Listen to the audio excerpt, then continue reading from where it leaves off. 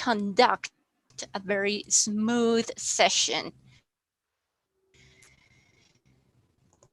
So at the end of the day or the session, the evaluators will be giving their report on the speakers and the general reports about the overall session performance.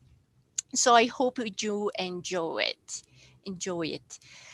Now, moving forward, here is my presentation. So like I mentioned earlier, we will be talking about Valentine's Day.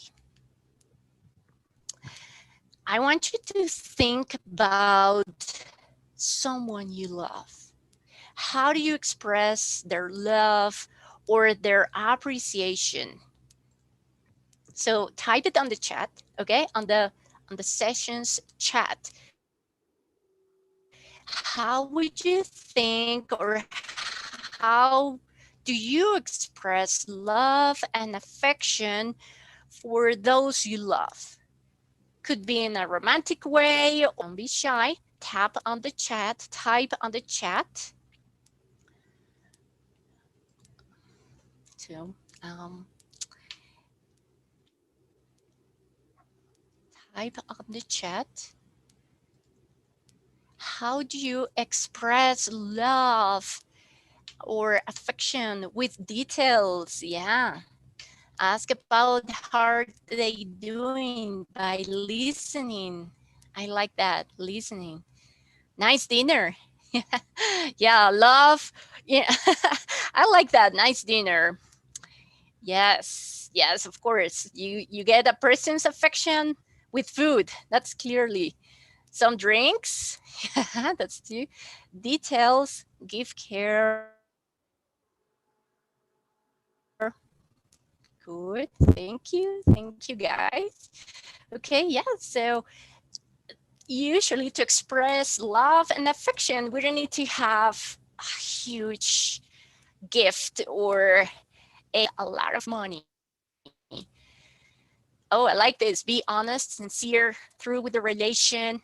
Good. That's excellent. If you see here, this is something I found to be truth. I've learned that people will forget what you said. People will forget what you did, but people will never forget how you made them feel. This is true. It's true. And like you guys said, with little details, yeah, that's how you're building affection.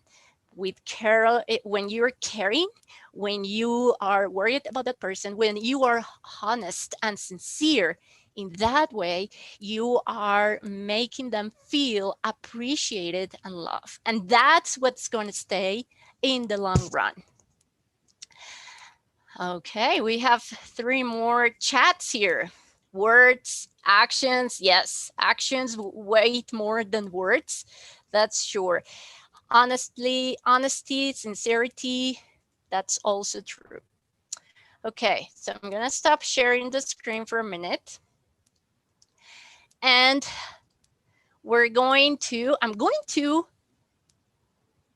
call on the meeting roles. Okay, I'm going to call on our first part of the night, which is the general evaluator and her team. And tonight, general evaluator is Francisca.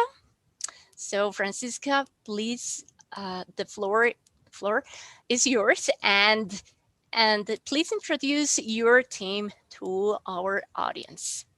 Thank you, Francisca. Thank you, Erica. Hello, Toastmasters and guests. My name is Francisca, and I will be your general evaluator for tonight. My role is to provide a general evaluation of our session at the end of the meeting, but I cannot do this job of evaluating on my own. This is why I have an entire crew of evaluators. But before we introduce them, personally, for those who are new to Toastmasters Club, evaluation is an important part of our club. We evaluate everything that is said during the meeting because this helps us to build our self-awareness and to maximize our potential. And for those who are in these evaluator roles, for them it's a very good exercise to listen carefully and to provide constructive feedback. With that, I'd like to hand over to my evaluation crew. First, let's hand over to Wendy, our grammarian. Please help me welcome Wendy. Good evening, fellow Toastmasters and most welcome guests. Tonight we are talking about love. So I'm going to share something that I really believe is kind of appropriate vocabulary for this occasion. So we can talk about fall for somebody, being fancy for somebody, be attracted to somebody, ask somebody out, be head over heels. I love that expression. Be madly in love or have a crush of somebody. And finally, tie the knot with somebody. So I selected one for this evening, but I wanted to share all of these because I'm sure you need plenty of inspiration for talking about love and San Valentin. So all of these are nice expression for replacing maybe just I like it, I love it. So we are going to ban the word love. So I'm gonna share all of these and I'm gonna keep in account every time you talk about tie the knot. Will you ever find true love and tie the knot? Untie the knot? He has a serious crush on his boss. He has finally asked me out and head over heels with my wife. So I'm gonna count every time you pronounce or you use the expression tie the knot. So raise your hand if you have found true love and tie the knot. I can't see any hand. 1, 2, 3. Okay, so we have a couple of people married here. So if you have tied a knot or you want to share with us that kind of expression during your stories or table topics when you are talking about San Valentin, so please use the expression tie the knot. We are going to snap our fingers to let you know you are encouraging the good uses of the language. I will be that guardian this evening about the good uses of the language, and I'm going also to report who is using the word of the evening and how could we improve our grammar usage.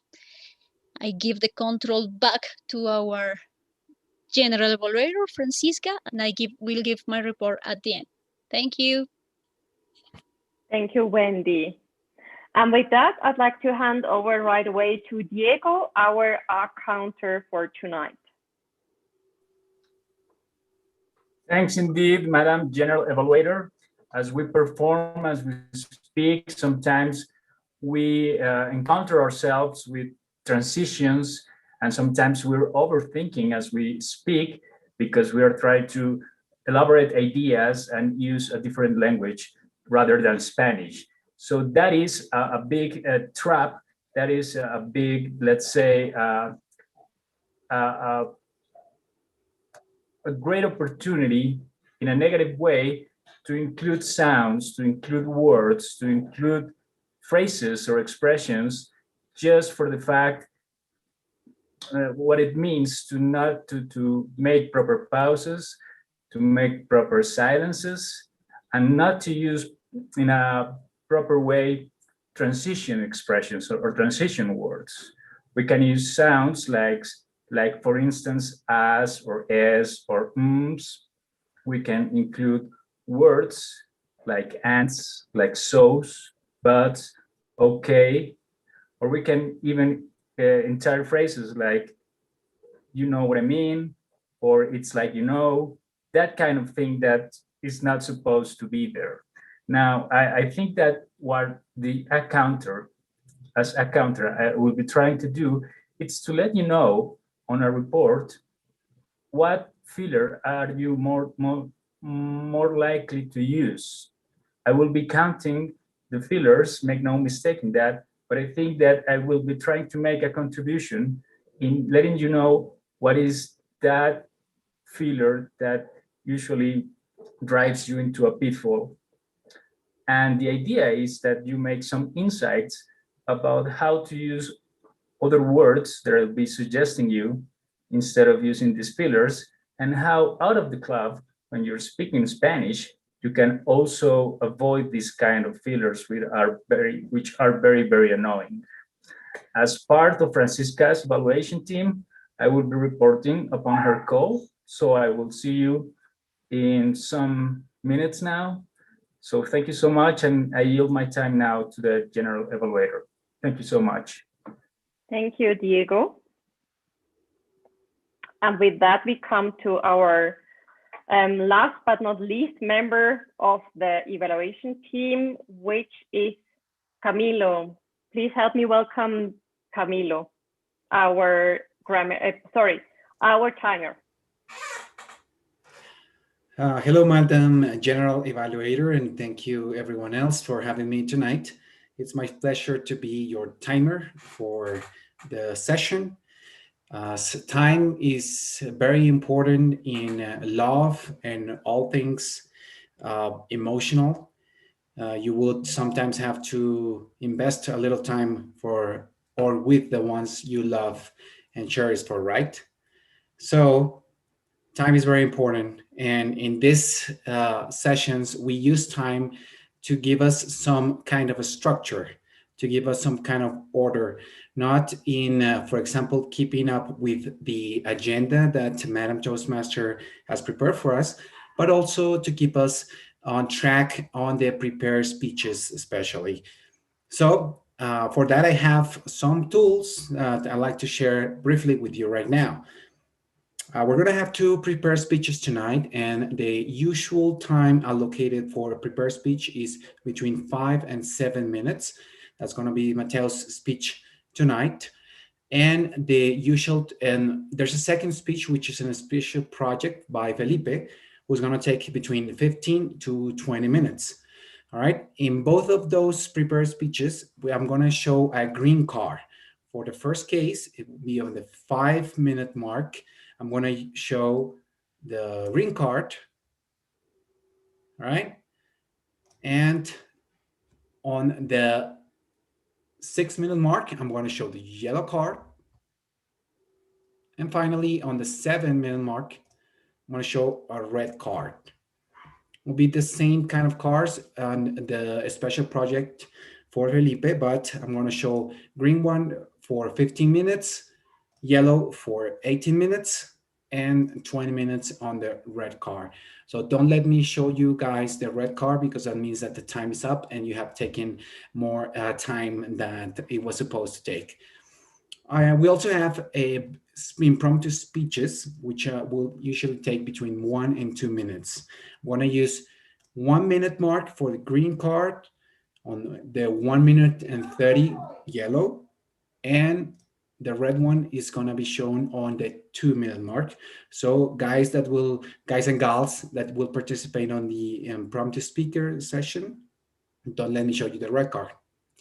And feel free to use the pin me on your video if you want.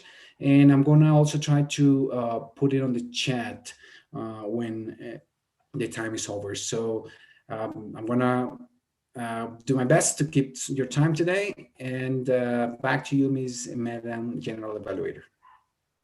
Thank you, Camilo. I'm head over heels with your time cards in the background. And with that, I'd like to Diego. And with that, I'd like to hand back to Madam Toastmaster. Thank you so much, Camila, and thank you so much to all your team. It'll be a lovely session. And let me share the screen. Here we have, why do we celebrate, or why do people observe Valentine's Day? It turns out it doesn't happen everywhere, mainly in the US at this time. And the Valentine's is the day people show their friends or loved ones their appreciation. And at that time, people show that they care. And as you can see, tonight's session will be unique. We are ready to express our appreciation, and we are ready to head over heels on a wonderful session, which is following right now. I am going to introduce the two speakers for tonight's session. So first, we have here our first speaker of the night. Felipe introduce Felipe's evaluator, Mali Puerto. So from the innovative planning pathway, he's on a level 4 speech, for level 4. He will take between 15 to 20 minutes. And now I'm going to yield the camera to Mali Puerto so she can let us know Felipe's objectives and introduction. Mali, the camera is yours. Thank you very much. It's my pleasure to introduce Felipe, who is our president and an outstanding member of Toastmaster Club. So tonight he will have to show us his skills as facilitator. In this case, he will do a question and answer session, so we all have to participate. And that's around why is space exploration important for life. So he will have to practice delivering an informative speech and then do the question and answer session. So without further ado, please help me welcome our member Felipe and his speech, why space exploration is important for life on Earth.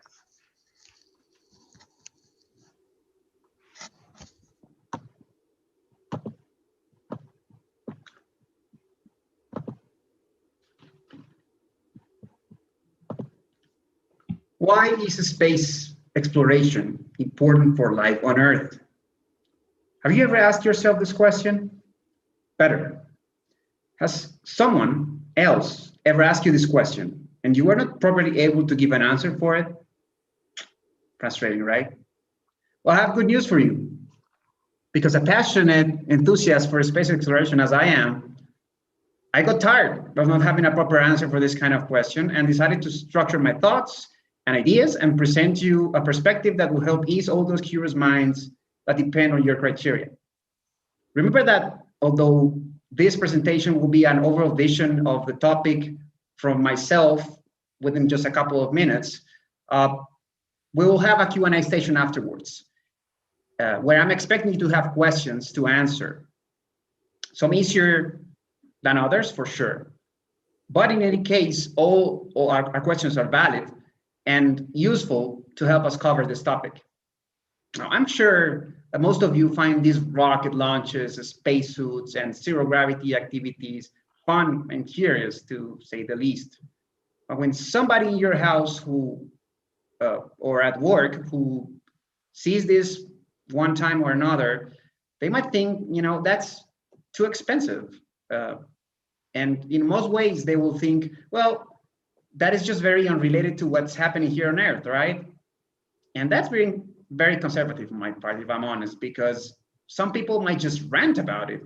Say, they will call all those space agencies and private companies that they are spending plenty of money that could be actually used more useful in programs to alleviate poverty or address climate change here on Earth. And to be honest, who am I judged to judge them? Exploration is often expensive, and by default, results are mostly unknown. But that is exactly where I would like to start my presentation, because results are part of discovery. Now, discovery. What does discovery mean to you? Now, to me, when you explore and eventually discover, you start to look at things from a different perspective. That new perspective makes you aware of your own reality. Particularly, you become aware of the opportunities and the challenges that you did not consider before, and perhaps they are retaining you from doing better. But say, don't take my word for it. Take a look at this picture.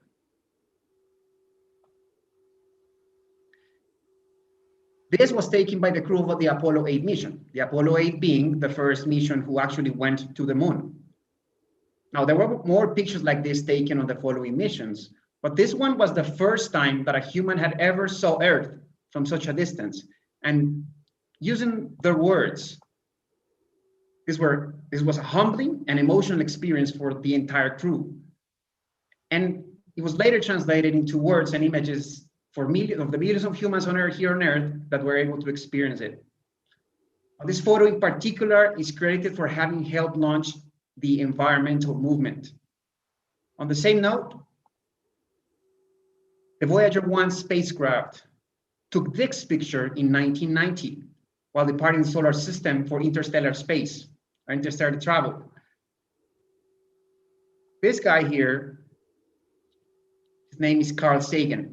He's one of the most renowned astronomers of the last century. And he wrote in 1994, well, that's home.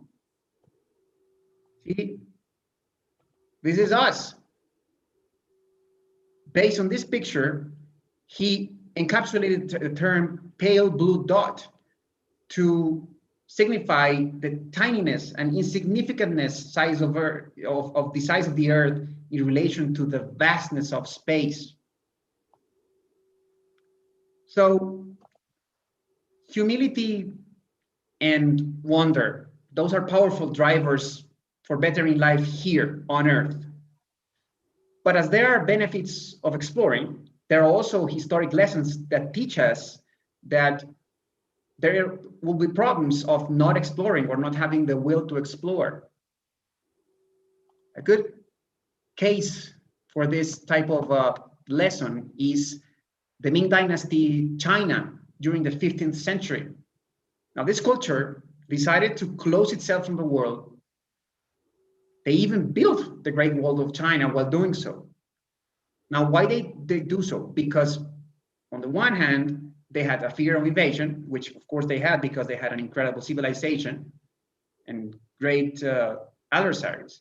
But also they did so because for the most part of the outside world, they thought of them as barbarians. They thought as themselves as only the kings of the earth. That's basically what China means, right? The Middle Kingdom.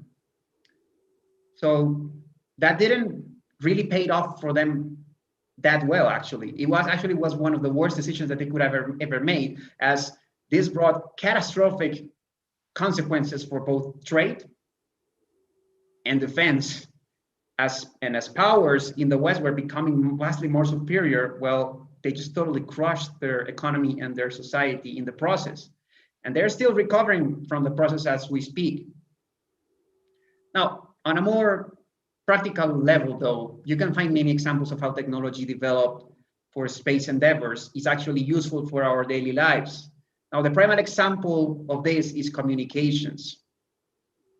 GPS, for instance. Did you know that the GPS was started with the Russian Sputnik satellite, where they wanted to test the concept of tracking the position of the satellite based on a concept called the Doppler effect? This was the foundational technology that later was used by the United States for the GPS program, which, by the way, was a program built for military and defense purposes. And then, given the circumstances, they were able to translate it into something or to open it to the general public. Also, some common materials and utilities like ceramic coatings in your kitchens or air purification systems, smoke detectors, or scratch-resistant glass like the ones that we have in our phones came as byproducts actually of space hardware development. In particular, the development and operation of space stations has pretty much led to the development of these kind of products, of this kind of technologies that are now useful for us. And this is all for one and sole purpose, which is to keep humans alive in such a life-threatening environment as space is. And I want to focus on that particular activity, survival. See, when humans are comfortable, they don't have the need to look for ways to improve their well-being. And hence, I believe that they become complacent and stagnate. But when a human is put himself or herself in a challenging environment, that is when most grandiose advancements are made. And these advancements, particularly when communication about those discoveries is spread as much as possible, is going to be useful to sort out similar issues in, say, more familiar environments, but those are still challenging ones, like, you know, underdeveloped countries, to give you just an example, or complicated locations in the Earth where it's not easy that are not easy to reach, for instance. Think about that for a minute. Astronauts have to survive based on limited rations of food, raw materials, sunlight, energy, water, and oxygen. Even though most of the water that they consume on the International Space Station, for this case, is derived from urine and other recycled wastewater. So because of that, they have to develop new techniques to make sure that the water and all the energy is safe for them. In the case of the water, it's safe to drink. By the way, did you know that the Belgians created such a machine in 2018, which was able to convert 1,000 liters of water, of urine, I mean, to create fresh water and use it for the production of beer? Yeah, I know that expression. Belgian beer, the good old Belgian beer. Now think about the potential of that kind of technology in countries where access to fresh water is scarce. On a more general scale, though, this is a great way to test the concept of circular economy, which in simple words is a concept that entails reusing more of the resources that we use and generally waste. Hence, we are able to create a more sustainable society. So far, I've talked a few examples, but there are many applications that I haven't mentioned. You can talk about the monitoring of natural disasters or the applications of research to prevent bacteria or virus growth, which, by the way, is very important as we speak during a pandemic. But if there is one thing that I would like to close this with, it's something that I have seen politicians, astronauts, mission controllers, scientists in general, use a lot when talking about these missions to the ISS or to the International Space Station. That term is international cooperation. Now, I found this phrase, which I would like to invite you to read with me. I found it while perusing through the European Space Agency webpage. I think it's worth taking a look at. I'm going to read it, and I hope that you do it with me. The positive impact, I'm actually going to talk about the second line, from the second line onwards, which is the most important thing. Cooperation between countries leads to mutual understanding and discourages the misunderstanding or jealousy between them that leads to the wars and human catastrophe that is so destructive to life on Earth. In a similar way, the perspective into which the Earth is put in relation to the universe, the pale blue dot, has persuaded nearly all who involve themselves with space exploration that the Earth is so small and precious in relation to the size of the universe, that war, damaging political disputes, human-created pollution, and the overuse of natural resources are shamefully destructive to life and the future of the Earth, and their aims who are short-sighted and sometimes futile.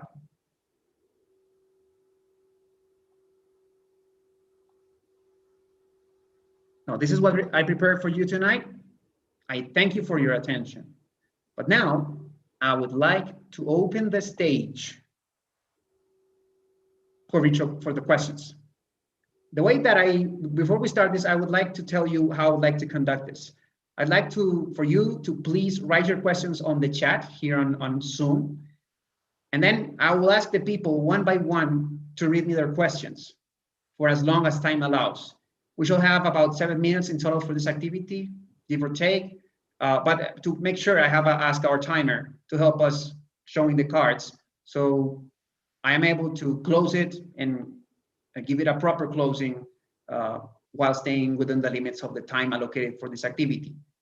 Having said that, now is your turn. Please go ahead and write your questions.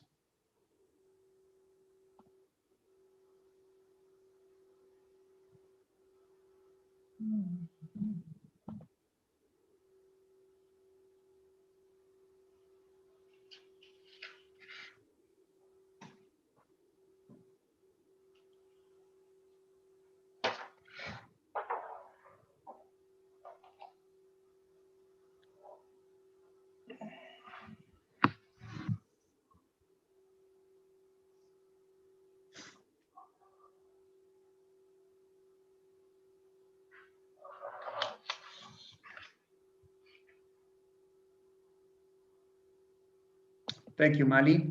I got your question. Let me gather a few more, and then we can start with sections of with portions of groups of 3 questions. If that sounds good to you.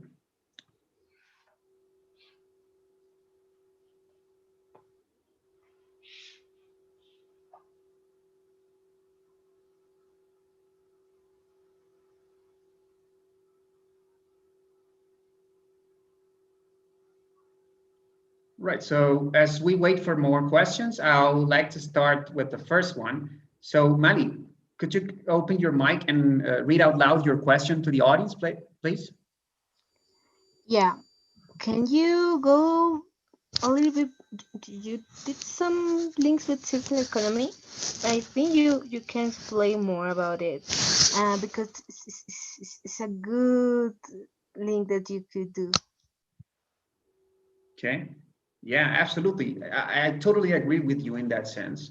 And that's actually one of the discoveries that found more appealing in the sense that this is something that everybody can implement. See, when it comes to circular economies, a lot of people see the kind of consumption pattern that we see in wealthy countries like the US or European countries. Actually, the US is quite a big leader in this kind of behavior, as they just consume and they don't reuse the resources, and because of that, a lot of waste and a lot of bad that kind of behavior leads to a lot of waste and a lot of energy unused, and it's just a cycle that is going to replicate. And if we it's actually the kind of the spotlight, like that's the true way to go for many countries. Well, that's terrible, because that means that a lot of things that we do are not going to be able to say they are just going to be a waste. They're just going to be a huge ton of energy spent on a single use, and then they're going to be completely wasted. So I think that the space, the activities that they conduct in space while being in a contained environment and limiting environment is actually a great showing of how, if those people can do so there, and they actually have the intelligence to see, okay, how are we going to survive? Well, we have to manage our resources. We got to find ways in which this kind of thing is good. Well, that's a great example for people here on Earth who are trying to accomplish this kind of circular economy activities. For instance, you can do so with your family. You can kind of see if something that you're not using might be useful for somebody else in your family, and hence you can kind of cut the tie with somebody in your family and let's say like the commercial sector. So they don't actually have to purchase a new thing, but if you're a customer, like a constant user, you constantly use a product and you replace it very frequently, like most Americans do, you can actually just give it to somebody else who is not so much like that, and hence reusability becomes a big thing. That's a very simple example that we can all practice. But say the interesting example is that they are using it in very, very contained spaces like those. And if those guys can do so, why don't we just practice it for our own benefit?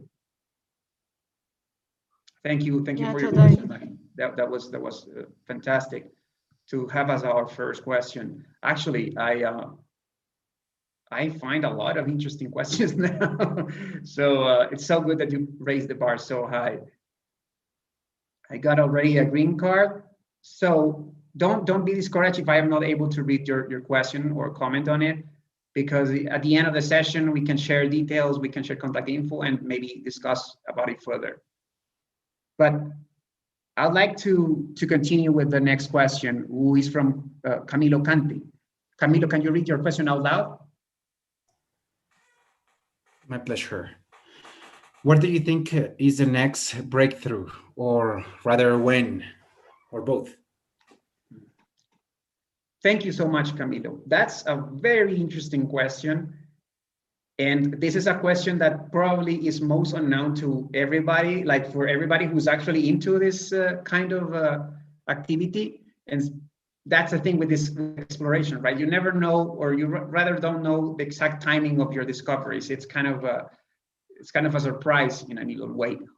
Though if I would venture into predicting something, I think that something that is going to bring a lot of context to the kind of things that we do in space is going to be the Mars mission that's going to land on Mars, on the rover that is going to land on Mars on this Thursday, because it's for the first time they're going to actually bring a microphone, so we will be able to hear Mars, how it sounds. They're going to bring a lot of experiments to seek for ancient life in Mars. So that could actually lead to better techniques at looking at and proving the technology to search for extraterrestrial life or ancient extraterrestrial life. And those technologies will be interesting in kind of finding life in other parts of the universe and even within Earth, and just understanding better our planet and how life evolved in our planet. So I think that's where a great breakthrough could come in. Just a few examples of how that can translate into things here on Earth. Thank you so much, Camilo.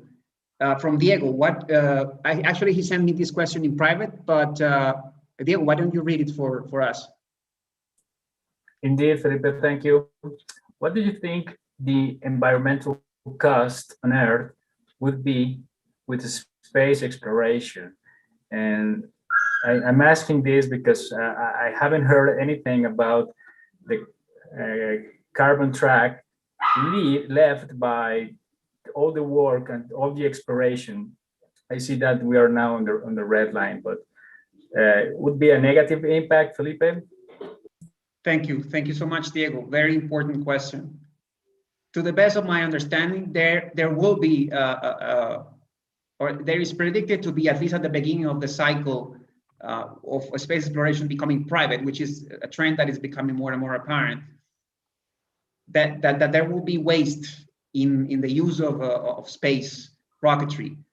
Why? Because rockets up until this point have been they haven't been reusable. So just by launching things into space takes a lot of energy, takes a lot of materials that are not used ever again. That is going to change, hopefully, because there's companies trying to reuse their spacecraft, like SpaceX or Blue Origin. But there's also interesting things to consider, like the initiative of SpaceX, of Blue Origin, I mean, to take industrial production onto space. Why? Because apparently it has some important advantages of taking data into space, or zero gravity and other low gravity places like the moon. And also it will have a huge benefit, because by taking production out of Earth, well, that means that pollution is no longer such an issue. So if we continue to grow economically, we can do so not restricted by the boundaries of Earth. And since these kind of topics like pollution and these kind of things can be better managed in a place like the moon, where the atmosphere is very thin, well, that'll actually lead to a descent, possible descent of contamination or waste here on Earth. That's just an example of it, but I'm sure that there will be many, and I will be love to talk to you about more if time allows, in some other conversation, some other place and time.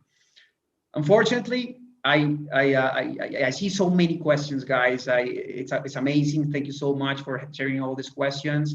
I'm gonna make sure to the best of my abilities to share my response to you privately, and hopefully one day we can discuss this publicly as well. So I will collect all the questions that I wasn't able to read. Thank you so much once again for your attention and for your interest. And now I give back control to our Toastmaster, Erika.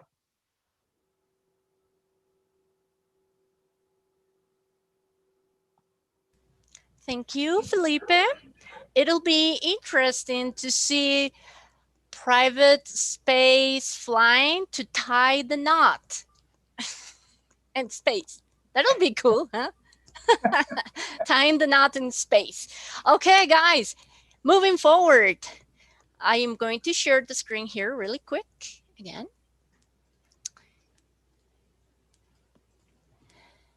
Oh, sorry. That's not what I meant.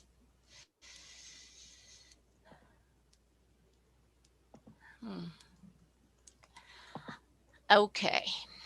How did Valentine's was created? How did Valentine come or exists? Imagine you're a priest from many centuries ago, and then the emperor jailed you and sentenced you to death because you were secretly marrying people, of course, against the emperor's order. Who do you think is this person? And that's a true tale. It's not a legend. It's what happened in reality around 200 BC in Rome. Who do you think is this person? And now imagine the situation. You're a Catholic priest. Actually, it was a Catholic priest. And the Roman Empire at the time forbid marriage. So this priest thought it was unfair and people should be allowed to get married. Let me see if I have any answers here on the chat. Oh, no. Well, it was Valentine. Yeah, he was a Catholic priest named Valentine from Rome. And the story says he was sentenced to death on February 14th. So actually, Valentine's Day became a religious celebration at first, but then morphed into a more commercially oriented celebration as we know it today. It's not even a religious celebration any longer.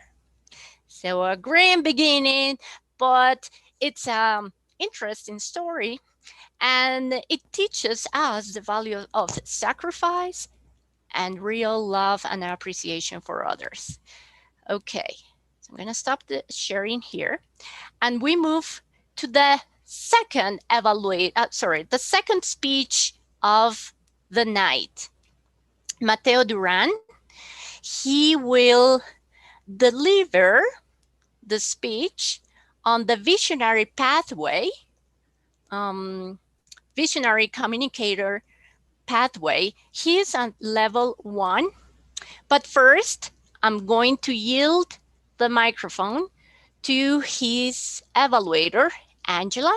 She's going to let us know the objectives for his speech. So Angela, I return the control to you. Thank you. Thank you, Toastmaster Erika. And I'm sure you're all looking forward to hearing our newest member, Mateo Duran, give his second speech this evening. Mateo not only is our newest member, probably our youngest member, and perhaps also our smartest member, he has been burning rubber. He has only been in this club for about 3 months, and he was a candidate in one of the contests, the Table Topics contest. He has been taking roles every week, and he has chosen his pathway, and he's about to burn through his level 1 of visionary communication, as Erica said. So I'm pleased to introduce him this evening during his speech, the objectives of which are to receive feedback and incorporate that feedback into his next speech. He has asked that I pay particular attention to his pronunciation and proper meaning and grammar, because improving his English is his foremost desire. So without further ado, I introduce you Mateo Duran, Royal Blood Genesis. Royal Blood Genesis, Mateo Duran. And this is the part 1 of 2 parts. Mateo. Thank you, Angela, for that introduction. I will share my screen now.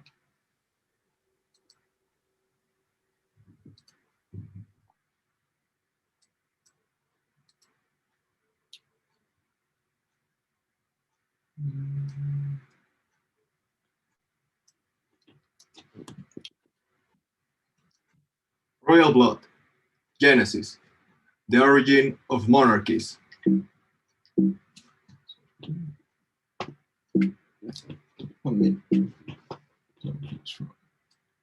Yes. Now, why this topic? Well, I'm sorry, I have a bit of problem with. Let me figure it out. Now, why this topic? Well, it matters to us. We are all from Latin America. We once were a colony. And why we were a colony? Because one queen from Spain said so, isn't it? You all know the story. It's relevant for the present.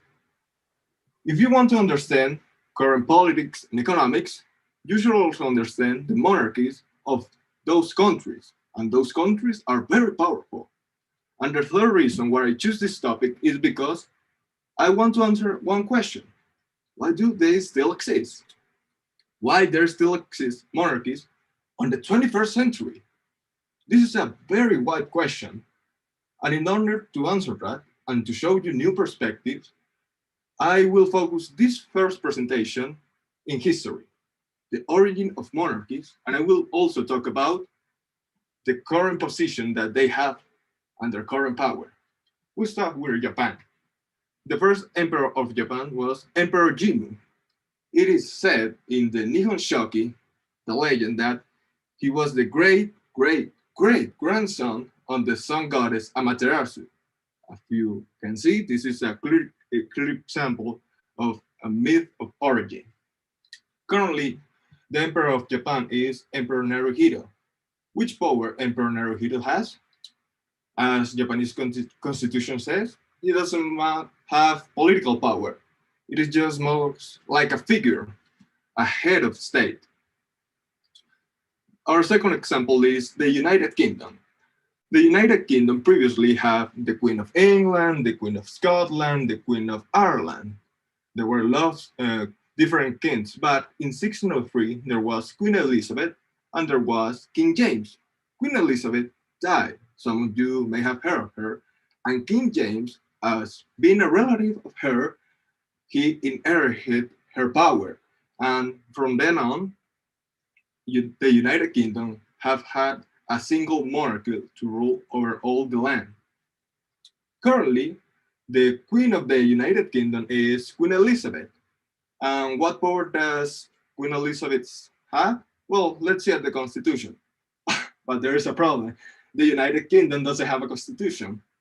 But don't worry, And there are conventions as like the power of the queen is on the legislative branch. She have the power to reject any kind of law that she desires, but till this point she haven't done so. Our last example is Saudi Arabia, the origin of the Kingdom of Saudi Arabia. As you can see top on the top right map, that is an image of the Ottoman Empire, and it had a big chunk of Saudi Arabia, but after the First World War, they lose it. So the king, Ibn Saud, started collecting lands, conquering. And in 1932, he made what we today know as current Saudi Arabia. Yes, you listen right. 1932. It's very recent, the Kingdom of Saudi Arabia. Um, the current king of Saudi Arabia is called King Salman for sure. His true name is very long and I cannot pronounce. He is also the son of the first king. What power does he have? Uh, Most of you already know. Saudi Arabia is an absolute monarchy. The king has unlimited power. Anything he wants, he got it. Now, what do we got to this point? For in one side we have the son of a god, the son of the sun, and that people praise him as a god, as he is. And on the other side we have kings that have unified lands as a puzzle. So each one of those has its origin and its peculiarities. But you may be wondering, okay, but that was a long time ago. Why? What are they doing now?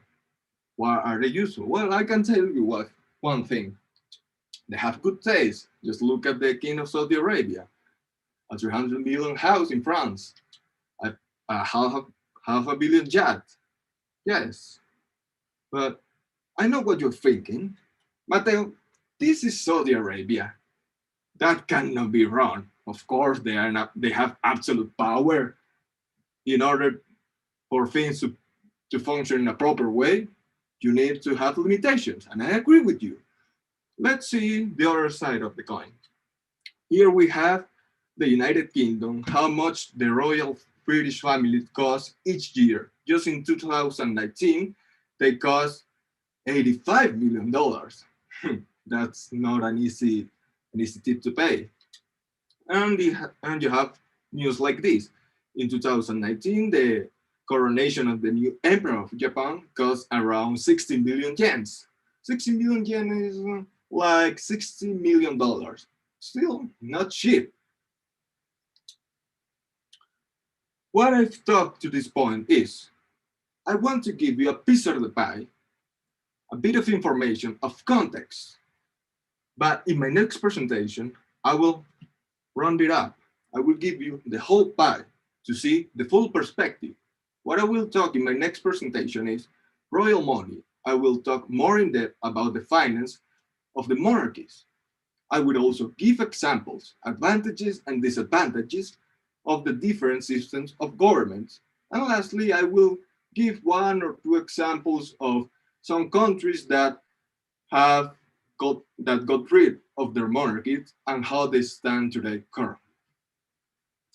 All of this, I want to do it to give you the tools so you can answer this important question that affects all of us. Why there still exist monarchies on the 21st century and are they worth it?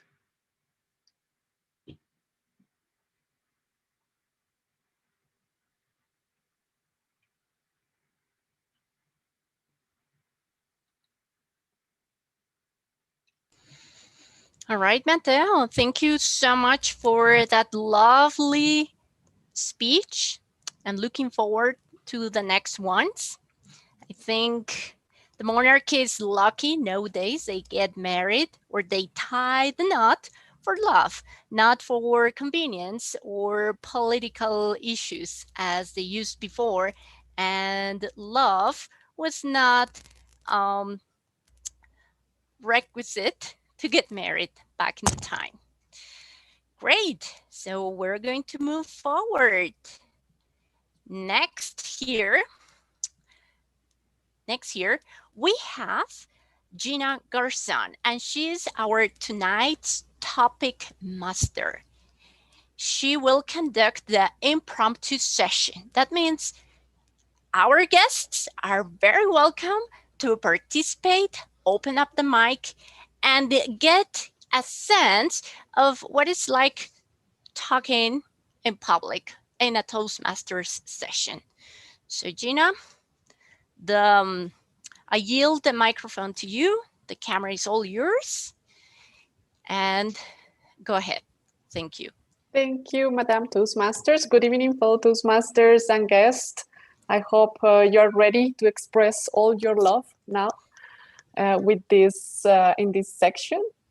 And then for this section, as Erica said, I will need 3 volunteers. I'm not sure who wants to volunteer for that.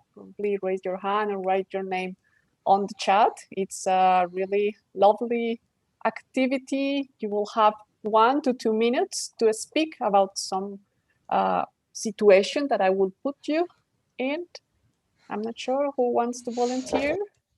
Any of our guests or members? No. Okay, Hugo? Okay. Okay, great. Anyone else? Probably. Okay. Meanwhile, you think about it. I will share my screen and I'll explain what we are going to do today. So the activity of today, it's called Speak What You Want a Valentine's Letter to Say.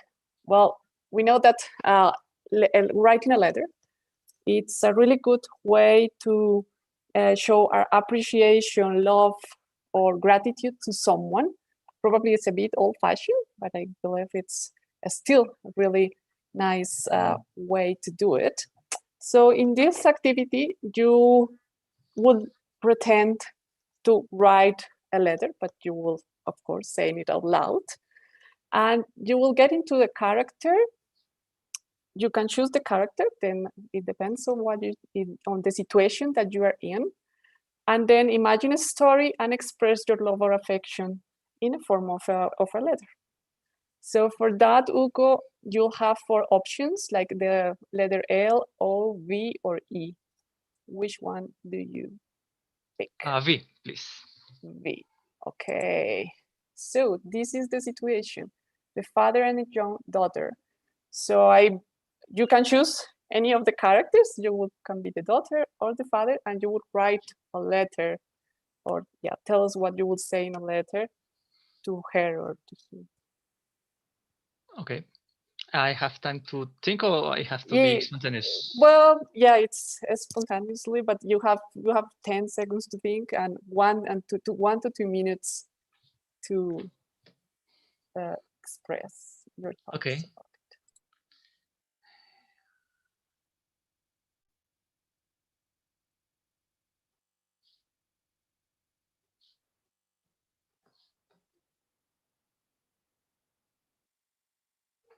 Okay. Should I start? Yeah. Go ahead. Okay, thank you. Okay, so I choose the father to the daughter. So the father writes the following. Dear daughter, I'm writing this letter to you in order to express my feelings and all my wishes for you in this important day. Today is a special day for expressing affections, love, and the thoughts that we usually don't express, usually in our busy time. I know that our relation has been so good, so I wish to you understand why sometimes I'm a bit harder for you, but this is because I'm in love with you as a father and daughter. I want you to know that I have to be a bit hard in you because I want you to be a good future. So I need to be sure that you are getting all the proper teaching in life, so you will be independent in proximate future, in a near future.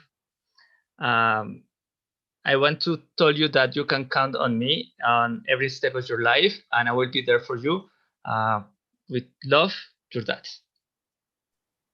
Okay, really nice. Thanks a lot, Hugo, for a very cute letter. Okay, someone else who wants to be next? Any of our members who haven't? Okay, Angie, great, thank you. Okay, let me share the screen.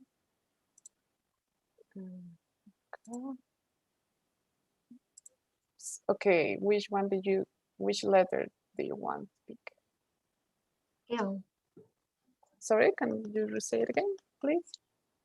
L. E, this one? No, L. L, sorry. Thank you. Oh okay, so the situation is Romeo and Juliet. So I imagine you will be Juliet. So what would you say to Romeo? Okay. Dear Romeo, thank you for coming here every day and bringing me some roses. I really appreciate that. I know that you every night think about me, and I love those lovely letters that give to me every day. But I have to say that I have to break your heart because I've decided to travel around the world. So I don't want to be selfish, and I don't hope you to wait for me. I think that I'm gonna be a year around the world traveling, and it's not a good idea for you to stay here waiting for me. Time is short, and we have a lot of things to do. So I know it's difficult, but I want you to live your life. I'm gonna do the same. And I don't know, who knows? At the end of this year, maybe we can join our experiences and we can share what we learned. Who knows? Maybe we can be together again. I want to tell you that it has been a difficult decision because I can feel the love that you express me every day, but we are too young. So I think that I prefer right now to go around the world. Love it. Thanks a lot, Angie. Quite tragic story, but anyway. Okay, someone else, please. I just need one more volunteer. Come on, guys. The last two are really easy. Someone else? No. Nope. Diego? Diego. Oh, okay, Diego. Okay, great. Thank you. Share cam.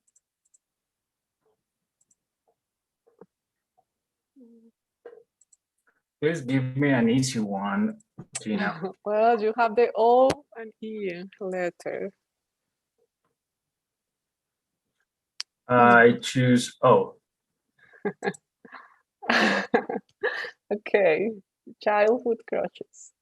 So, what would you say to your crush? Well, I must say, but first that this is something that comes very natural for me because I was always in love with my kindergarten teacher since I was very, very young. And I used to brag with my parents that I have a girlfriend, And it turns out that it was my teacher. And it was fun. Yeah. And also are those kind of things that you say as a child.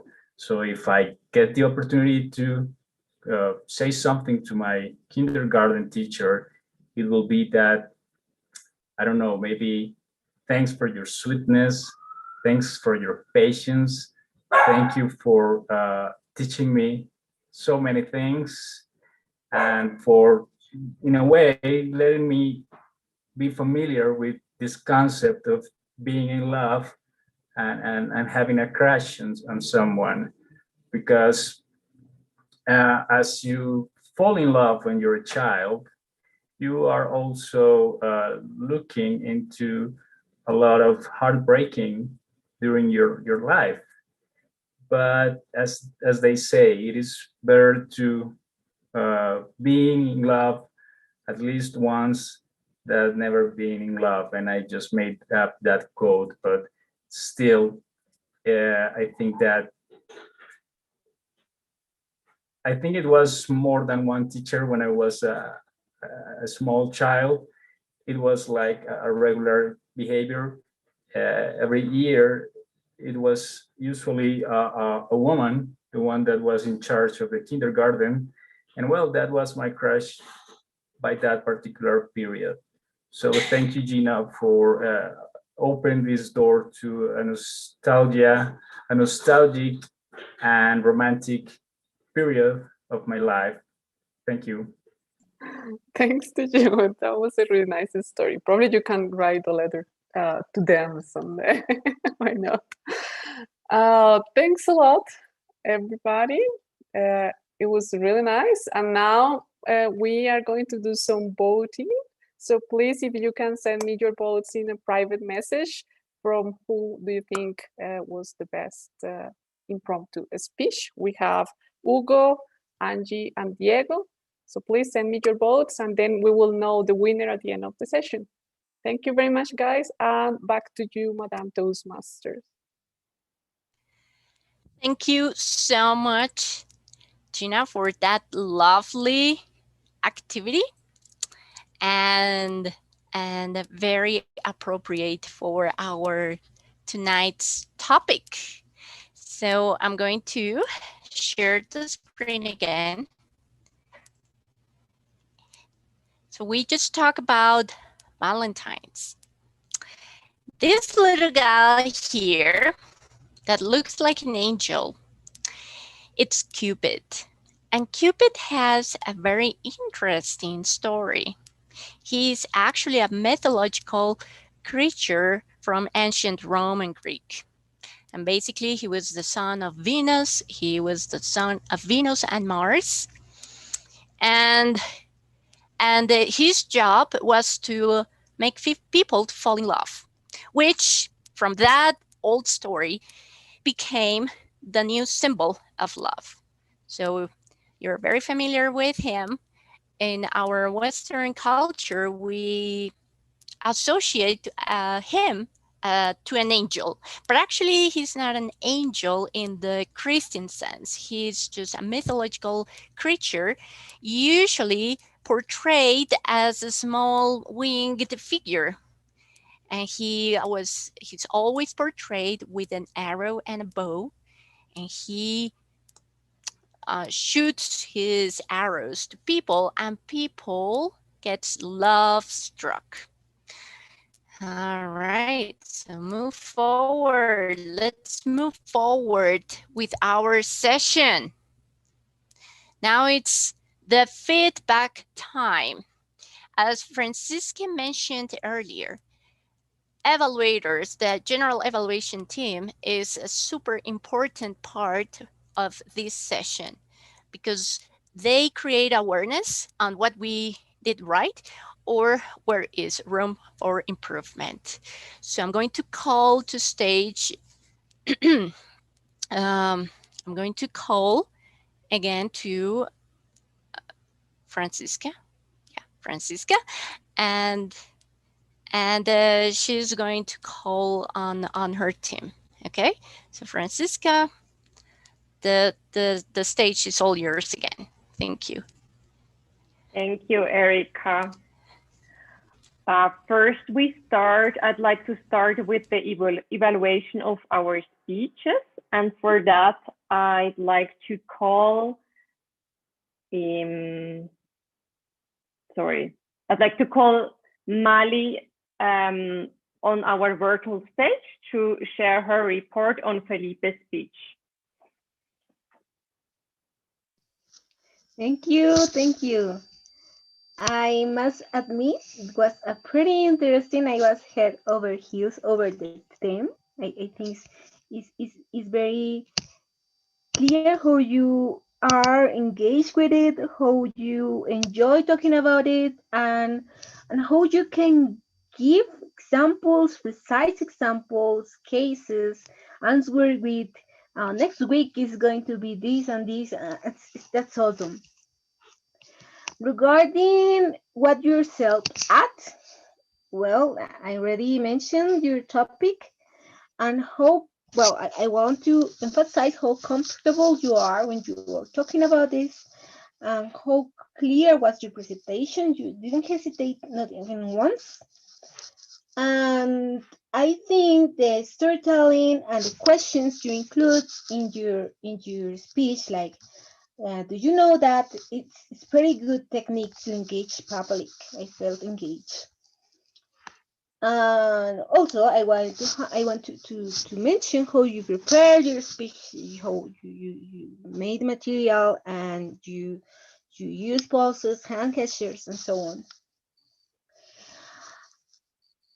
And regarding your question and answers management, I want to highlight how you gave alternatives for answering the unanswered questions, how you considered the questions the public made to you. You said, this is a very important question because, that's nice to say, blah, blah. And how you had a strategy to managing the questions. Time distribution was not the best, I think, because I rather saw a session with more weight in the question and answer, as it was the main objective of tonight's session. For the next opportunity, you may want to ask before giving the final phrase or the conclusion, so people can think and write their questions, and you have already those when you start the section of answers and questions. Sometimes your slides covered your face. I didn't like that. I understand that you wanted to make emphasis on it, but maybe they could be on the side. I don't like that. And I think you could make more eye contact with the camera. To challenge yourself, you have your style and it's very professional. I should say that and we are already familiar with it. But I would like you to do a talk in which you don't have to talk fast, because I think you tend to talk pretty fast, and that's awesome because it's clear and very confident and so on. And this was not a specific speech for speaking slowly, but I would like you to do something that requires a slow pace and more use of the pauses that were very good, but could be awesome. And the like this, like the hand gestures.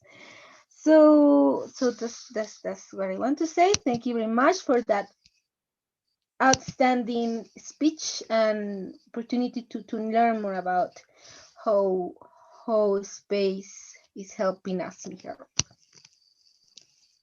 Thank you a lot, Mari. I take your feedback to heart. Thank you. Thank you, Mali. And with that, I'd like to hand over right away to Angela to share her evaluation on Mateo's speech. Please help me welcome Angela. Thank you, Francisca. And congratulations, Mateo. That was a terrific speech. I enjoyed it so much. I almost forgot I was evaluating it. I got lost in it. You excelled at many things, particularly in audience engagement. I felt it was building. When you started out, you had a lot of vocal variety. Your tone was up and down, and you were engaging us right away. And you changed the speed of your words and the volume. and your gestures. It was excellent. It was very excellent. Also, the fact that you were standing in front of the camera, your body language helped a lot to engage the audience as well and to emphasize the points you were making. I do have some notes about the particular grammar and pronunciations that you asked me to watch. A couple of things I'll mention. You stumbled on the word legislative, and you stumbled on the word peculiarities.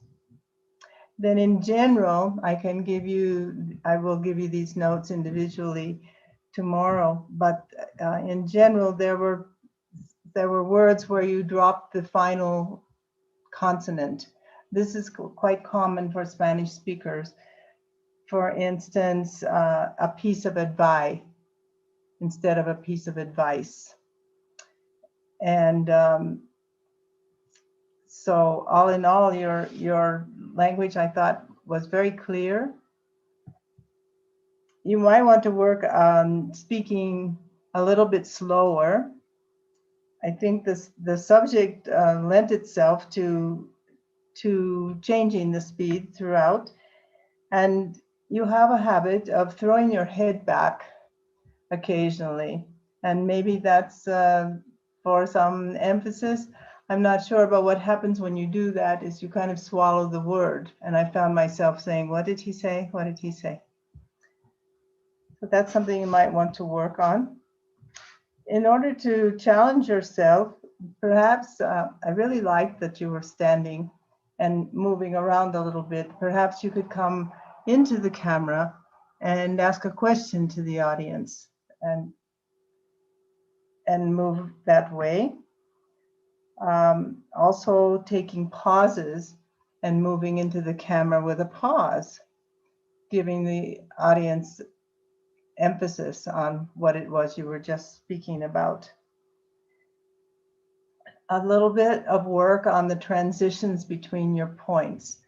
The speech was very well organized into an introduction, a body, and a conclusion, and your call to action was excellent with the summary of what we will be hearing in your second speech.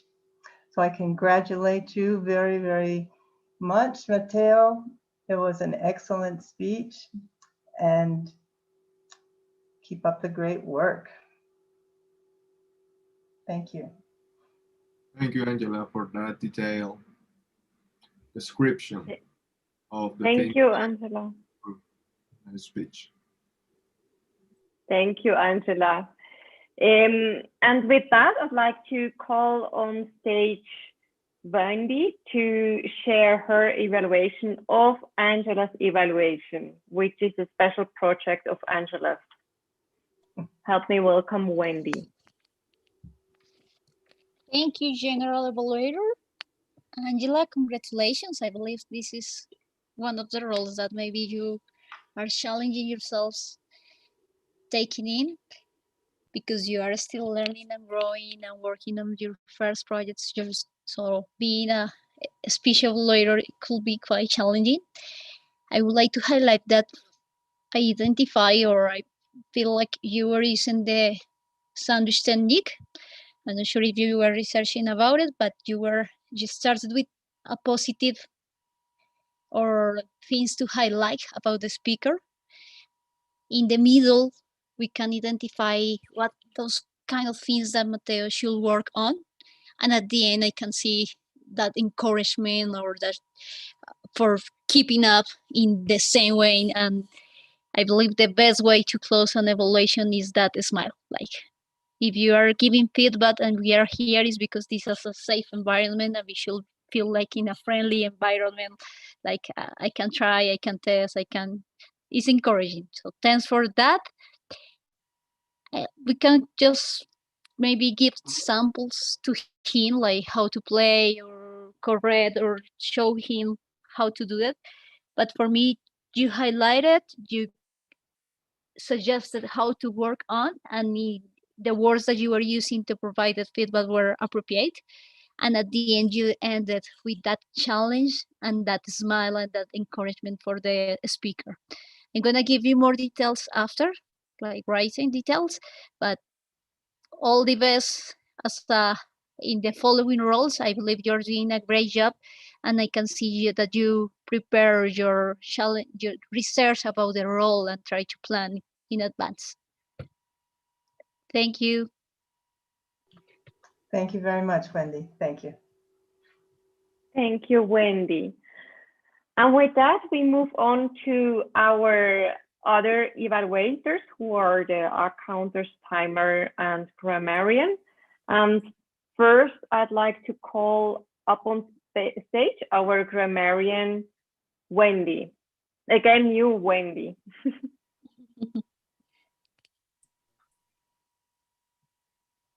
Thank you, Francisca.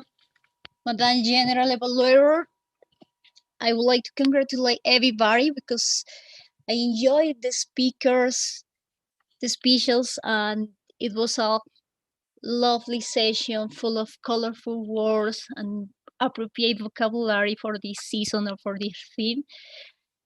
I heard different expressions, even if we in the middle of our speech about the space was using other kind of vocabulary, everything was appropriate. We heard expressions as head over heels, tie the knot, that was used per Erica twice. And there were, I would like to highlight some expressions from Felipe's speech as judge the judge. Results are part of the discovery, humbling and emotional experience. Pale blue dot, humility and wonder. Human create pollution, descent, cut the tie, boundaries. Okay, I'd like to highlight the good issues of the language from Felipe. I believe the only thing I can provide as a feedback or things to improve is just keep an eye on your fillers, because you are using connectors, you are using nice vocabulary, and those fillers just give you with power on your speech. But I really highlight the good issues of the language that you have. I have some words that we can just keep an eye on the pronunciation, even me. Those words with V, like valid, very. The words that start with Y, like young, you.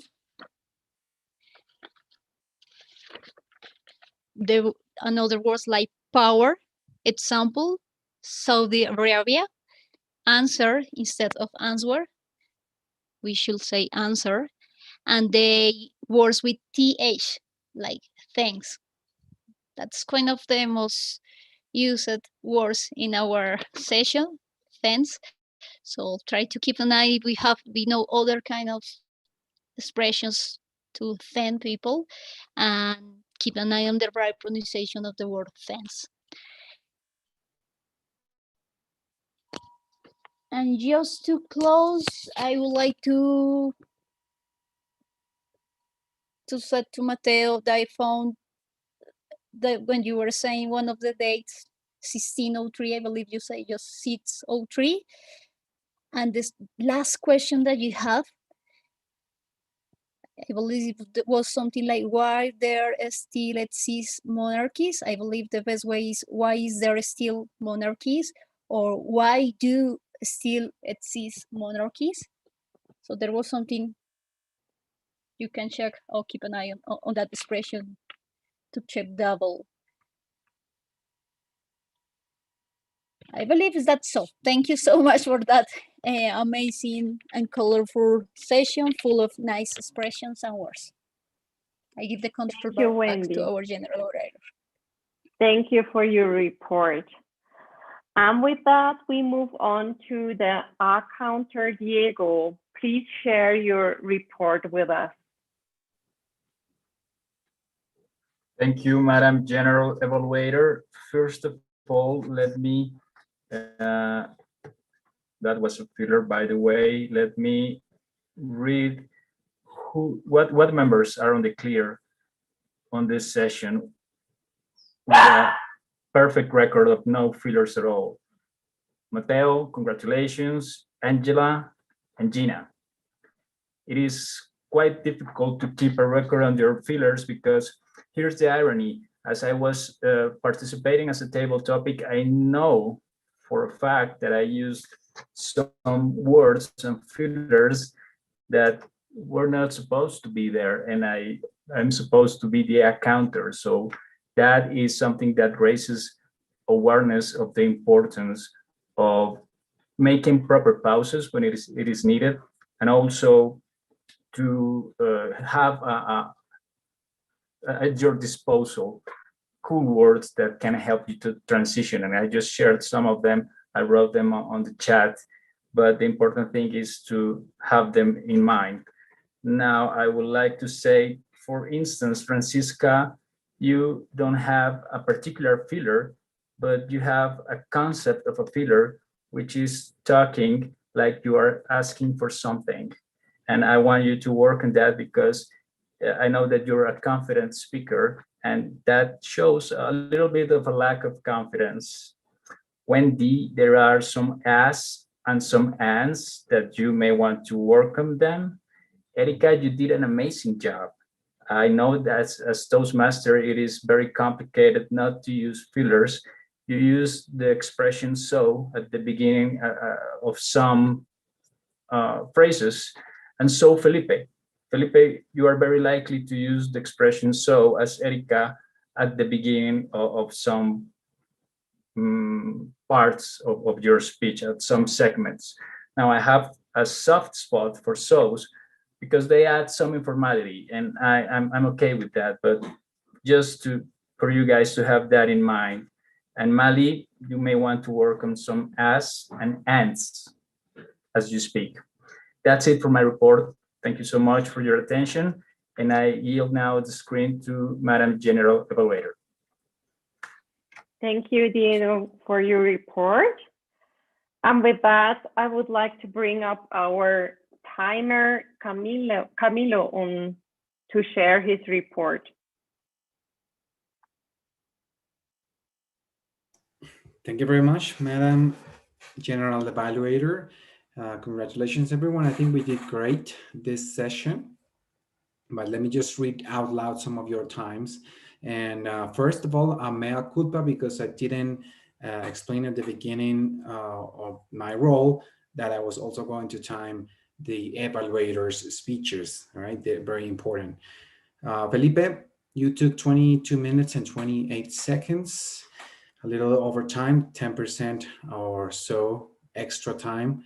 Your evaluator, Mali, you took 3 minutes and 39 seconds, more than 10% of extra time. Mateo's speech, you took 7 minutes, 47 seconds, also a little bit over time. And your evaluator, Angela, you took 3 minutes and 33 seconds, a little over 10% over time. Wendy, you took in the evaluation portion of Angela's speech, you took there 1 minute and 52 seconds. Great job. Then on the table topics portion, you guys did great. Hugo, you took 1 minute and 26 seconds. Great. Angie, you took 1 minute and 43 seconds, right on the sweet spot. And Diego, 2 minutes and 2 seconds, extracting every last second of that time allotted. Great. On the evaluation portions, Wendy, you just took on 3 minutes and 38 seconds on your remaining report. And Diego, you took 2 minutes and 28 seconds. All right. So like I said, pretty much a good job, although 10% over time, a little here and there, it adds up.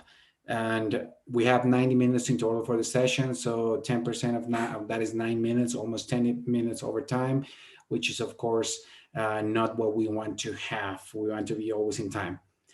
That is my report for tonight. And it's back to you now, Ms. Madam General Evaluator. Thank you, Camilo. And now I'd like to share with you my report on our session tonight. First of all, Love is in the Air was absolutely a fantastic topic choice. Thank you, Erica. You did a great job in preparing this meeting, choosing a relevant topic that everybody could relate on. And I could really see that each and every one in this session embraced our motto and included or adopted the theme in their roles and in everything that was said during our meeting. Also, I think it's very good. I'm proud of our club that all the roles were filled. Even if we had some last minute volunteers that had to step in to take some of our last roles, we managed to get all the roles assumed. Also for the table topics, we had even 3 volunteers. Great job. And then as a last point, timing. I mean, we are now on time with our agenda. The agenda was very generously planned, even though I felt like we went over time several times. And I would suggest that we watch a bit more our times in the next sessions. I think as a recommendation or suggestion, if someone cannot or doesn't manage to finish a speech the way it was planned, it doesn't matter because no one knows what you would have said. I think it's always an option to just cut the speech and make it shorter, but still with a strong ending. And when we have a discussion, like maybe in the case of Felipe, I think it's, as you also did in the end, you can always take some of the still pending questions offline to get back to people individually. So this is my report. It was a pleasure to serve tonight as your general evaluator. And with that, I'd like to give back to Erica. Thank you very much, Francisca. I agree with you indeed. A lovely session to be aligned with tonight's topic. Now, before we cast our votes for table topics, I would like to ask our guests, what is your feedback about our club, what you've seen today?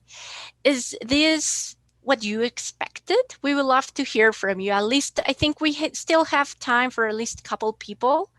So our guests, if you please, it'll be very appreciated and very helpful for us as well to know your comments. Anyone? Don't be shy. Okay, I go. Thank you. Thank you, Hugo. All right.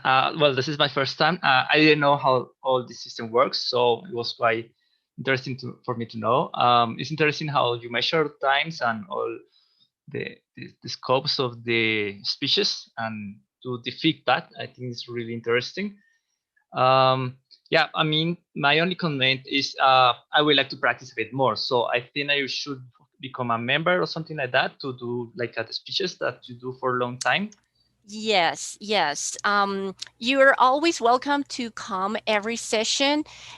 Guests can participate in the table topics. Okay. But in order to prepare the speech, as you've seen tonight, you have to be a member. Camilo Cante is our VP of membership. Camilo, the person that was the timer today.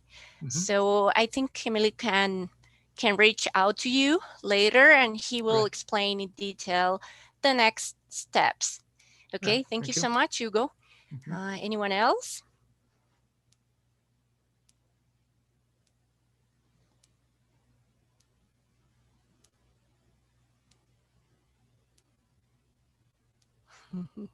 Okay. Okay, No, Enrique. okay. Oh, Oh, or Maria Andrea. yeah, Okay. it's yeah. Sorry, it's my first time here with you. It was very interesting. It was very interesting, and I'm so glad so glad to be here with you and to share all the experience and all the topics we saw today. Um, and I want to be here in other sessions if I can. Yes, sure, absolutely.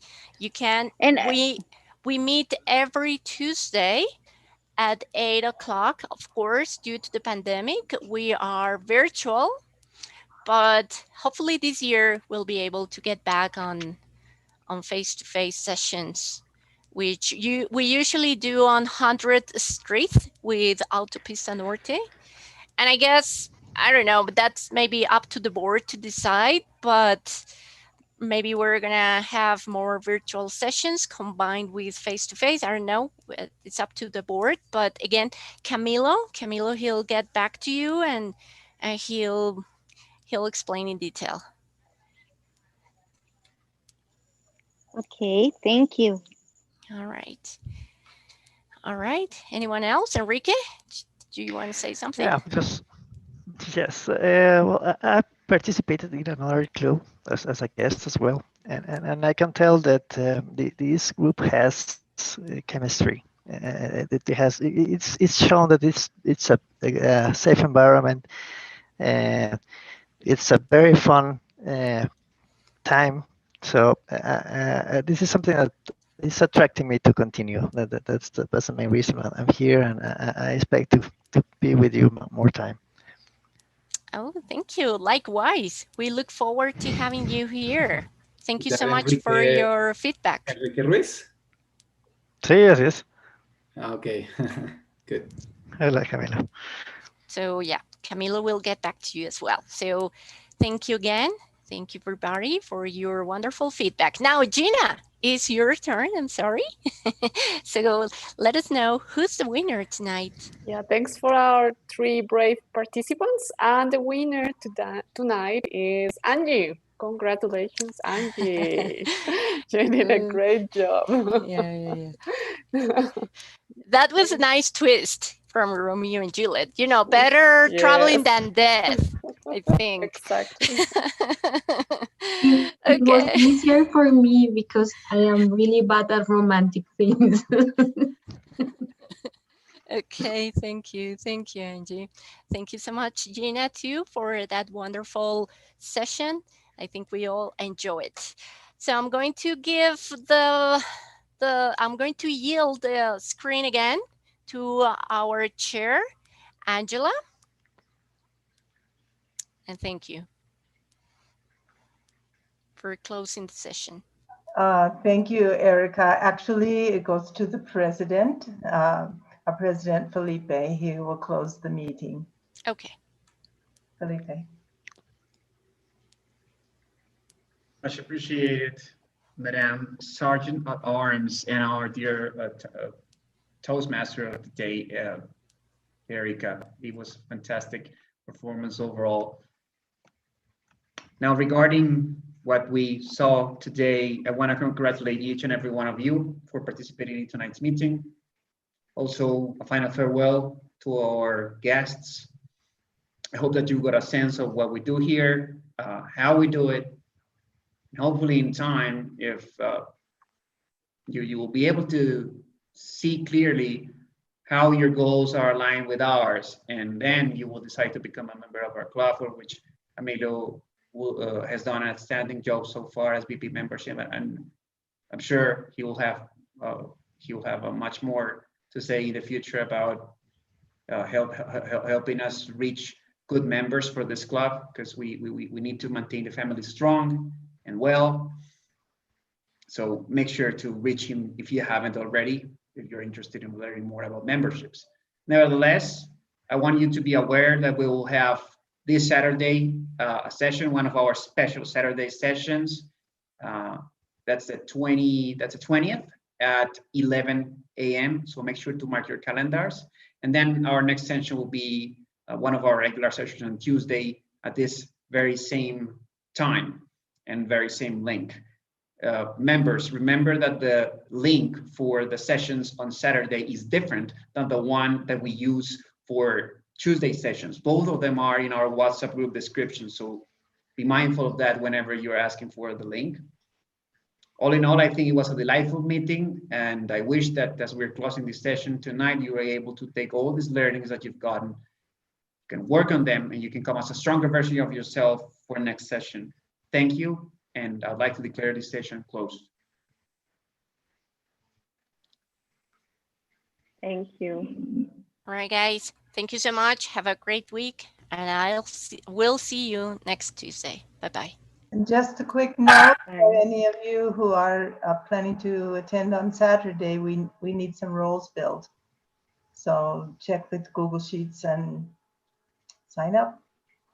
We have a Toastmaster, but we need a number of things. So Good.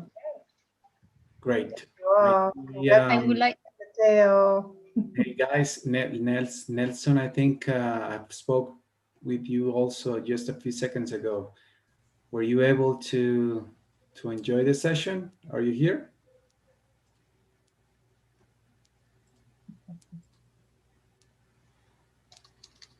Okay, maybe while you look for the unmute button, I'll stay here for a couple of minutes, see if someone wants to talk or whatever. Since I miss you guys, I've missed the last couple of sessions, so I was missing I was missing all of you guys.